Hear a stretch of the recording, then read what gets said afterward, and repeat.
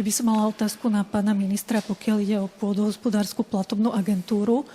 V Uhrovci je hacienda ukrytá v lese, strážená kamerami a dostala za jednofarebnej vlády Smeru z PPA podporu 100 000 eur s tým, že bude fungovať ako penzión. A obec teraz potvrdila, že nikdy ako penzión nefungovala. Má väzby na vplyvného podnikateľa pána Adriana Polonyho zo Sadzvolen, ktorý bol aj kandidátom Smeru na post bystrického župana. Čo si o tom myslíte a budete požadovať, aby to bolo prešetrené? V prvom rade ešte odpoviem na tú prvú otázku, čo ste sa pýtali pána podpredsedu. No, budem rád, keď budeme na výbore sa vedieť konfrontovať. A viete čo, možno, že sa dospieme do štádia, že príde aj pán predseda NKU a povie, prepáčte, ospravedlňujem sa, mal som zlé informácie. Nie je to tak. Lebo toto musí nastať. Lebo my sme mu dnes jednoznačne preukázali, že klamal v tých svojich rozhovoroch, ktoré realizoval. Čo sa týka z penziónovej výzvy a nejakého penziónu, ja sa v skutočnosti teším ako minister pôdohospodárstva, že v zásade mňa nikto nekritizuje za nič, len ma kritizujú za nejakú 12-ročnú výzvu, ktorá tu bola pred 12 rokmi. Išli verejné prostriedky 100 000 na penzión, ktorý nikdy nefungoval ako penzión. Ale ja takéto informácie nemám. Budete to žiadať prešetriť? Je to živý projekt? Má ešte dobu udržateľnosti?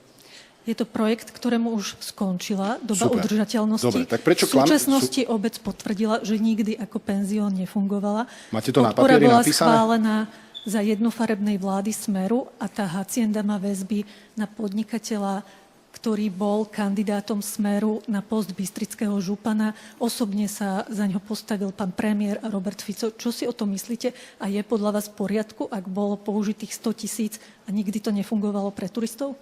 Ak bolo použitých 100 000 a nikdy to nefungovalo pre turistov, tak je to problém. Ale ja sa vás pýtam, je penzión v dobe udržateľnosti? Odpovedala som vám na to. Už nie je v dobe udržateľnosti. Čiže bezpredmetné v tomto čase sa o tom rozprávať. Dobu udržateľnosti... Počkajte. To sú verejné môžete ma nechať... Ja som vás nechal slušne povedať vašu otázku, neskakal som vám do reči, nechajte ma odpovedať, ja vám odpoviem. A samozrejme odpoviem tak, ako chcem ja, nie tak, ako to chcete vy počuť. To znamená, že je po dobe udržateľnosti. Každý projekt na Slovensku, cez hociktoré ministerstvo v každej krajine Európskej únie, keď je po dobe udržateľnosti, ten projekt nemusí už ďalej fungovať. Tak sú nastavené podmienky Európskej únie. To nie sú naše podmienky. On nikdy nefungoval. Pani kolegyňa, vy dokážete troška rešpektovať niekoho s kým, lebo ja zarežem tú tlačovku a neodpoviem vám na nič. Chcete toto? Len hovoríte Chcete argument, toto? ktorý nesedí na Ale to, že počkajte. tie prostriedky boli poskytnuté na to, že bude fungovať ako penzión. Dobre. Má ešte niekto iný k otázke? Nech už nie. Pán minister, ako teda fungovala prepáčka, keď na to nedošli Pani kolegyňa, kontrolóri? z denníka N. Benedikovičová? Super. Ste nekorektná, skáčete do rečí, neviete byť slušná a potom sa nečudujte, že vám nikto neodpovedá. Okrem toho, že píšete klamstvá, na druhej strane nie ste ani korektná. Ďakujem veľmi pekne. Poznáte sa s pánom Poloným? Dovolite, ja ešte zareagujem. Navštívili ste túto haciendu, pán minister? Tento váš nekonečný príbeh, pani Benedikovičová, aby som sa nezakoktal. Som novinárka, ktorá som prišla na tlačovú konferenciu a pán minister Pani redaktorka, vy ste sa na to pýtali už aj mňa v parlamente, vy sa na to pýtate dookola, zaštiťujete sa obcov.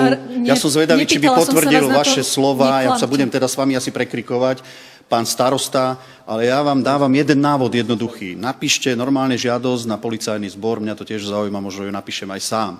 Dá nám konečne policajný zbor a orgány činné v trestnom konaní, teda aj prokuratúra, odpovede.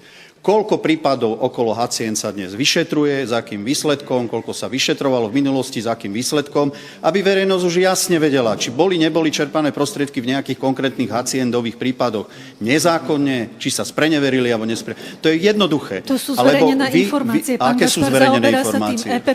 Vy sa tu zaštiťujete nejakým stanoviskom obce, vám sa snaží minister pôdohospodárstva vysvetliť, že ten projekt stanovovali jeho podmienky čerpania, kritériá a všetky ďalšie náležitosti Európska komisia.